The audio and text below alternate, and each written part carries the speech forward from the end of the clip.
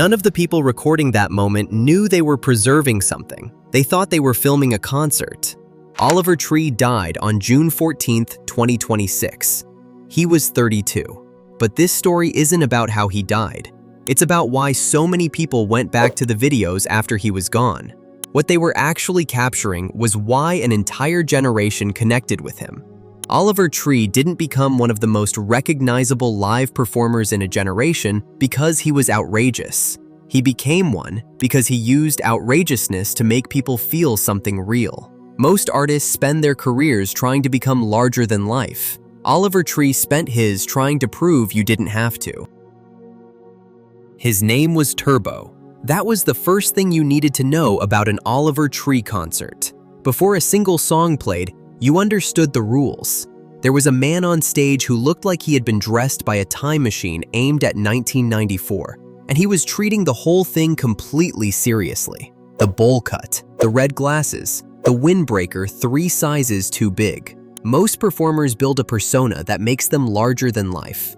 Oliver built one that made him more human. The look wasn't random. Tree explained that the Turbo character was pulled directly from the things that genuinely made him feel cool as a kid. The clothes, the scooter, the aesthetic, the things he held on to when other people told him they were embarrassing. I still play a character. I'm just not a character right now. I am a real person. I'm on stage playing for 20,000 people. I'm gonna be a character. He wasn't making fun of himself. He was making an argument. That argument was, this is what authenticity actually looks like. Not curated, not polished, exactly what it is. And crowds got it immediately. Within the first 30 seconds of an Oliver Tree set, you either understood the joke or you thought he was insane. Either way, you couldn't look away.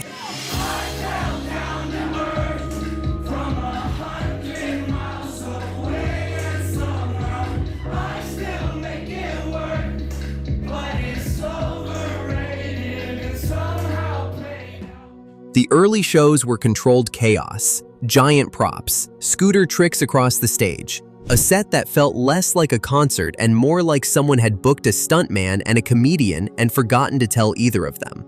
At a show in Salt Lake City in September 2019, he showed up with a broken foot, in a wheelchair. He still did wheelies. He still drifted across the stage. The show ran over because the crowd kept chanting for more. That was the point. The bit was always real. Fans who saw those early shows kept describing the same thing. Not the costume, not the props. The feeling of being in a room where the usual rules didn't apply.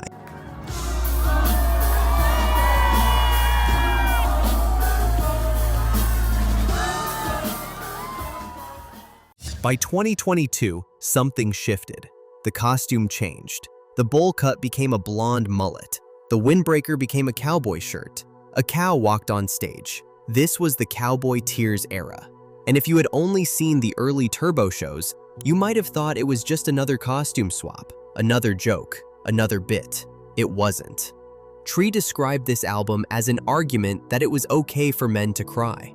So what was going on that made you need to write these really sad songs? I think to be a human is to suffer. Okay, so what were you suffering from? What was making you sad at the time? Heartbreak, that's for certain. Yeah. Just the realization that I'm a failure. And what? Everything. The songs were about heartbreak, about loneliness, about the particular kind of pain that comes from performing confidence you don't actually feel. What happened in the room during those shows was something critics kept struggling to describe, because it shouldn't have worked. He'd open with chaos, with laughter, with a cow, and then, 20 minutes in, with no warning, the lights would drop. A slower song would start.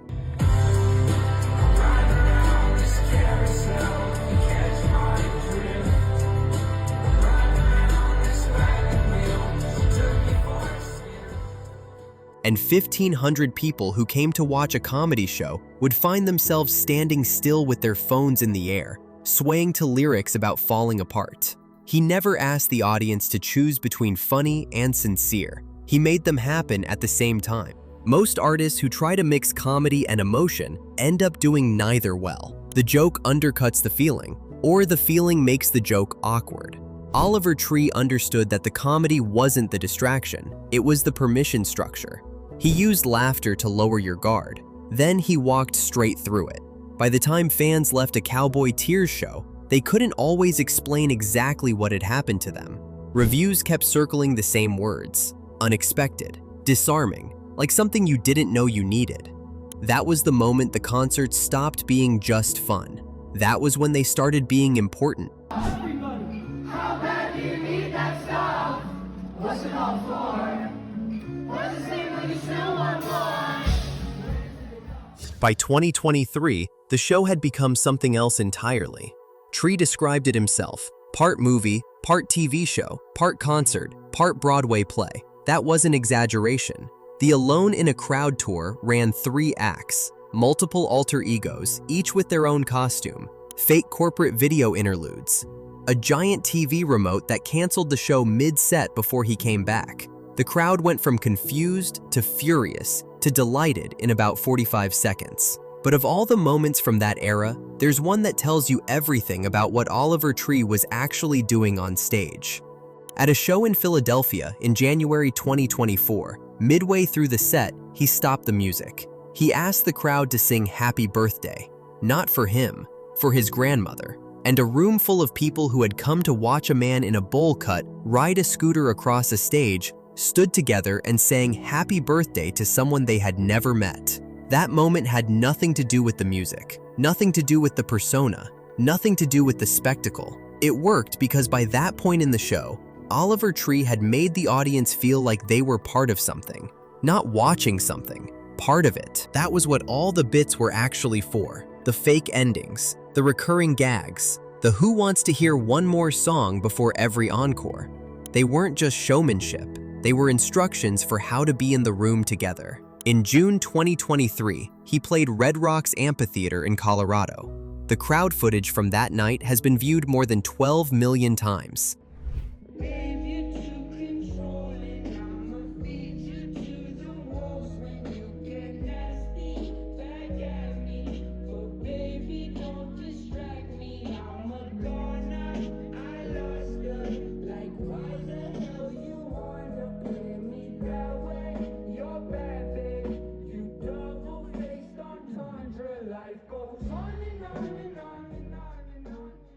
Not a music video, not an official release.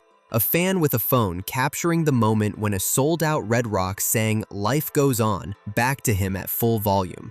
That clip travels because of what it captures. Not a performer, a room full of people who feel like they belong somewhere. Fans filmed everything at an Oliver Tree show. Part of that was the era. Everyone films everything now. But there was something specific happening at his concerts that made the footage keep spreading long after the show ended. Every moment was visually legible in under 3 seconds. A man in a bowl cut on a scooter is a premise. A giant TV remote canceling a concert is a premise. A sold-out amphitheater singing lyrics about loneliness is a premise. After he died in June 2026, fans didn't flood the internet with grief posts. They flooded it with concert clips, recordings from Salt Lake City, from Red Rocks, from small clubs in 2019, from festivals he had played a year before. They weren't trying to document what he accomplished. They were trying to share what it felt like to be there. That's why these clips still travel today. Not because people want to remember the joke, because they want to remember how it felt. That's what Oliver Tree built. Not a concert, an argument. And every clip shared after he was gone was someone passing that argument forward.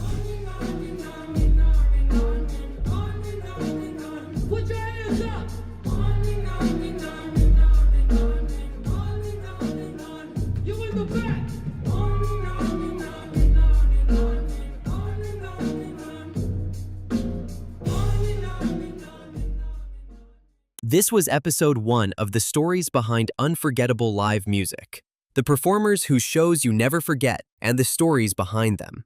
The next story is already in the works. Subscribe so you don't miss it.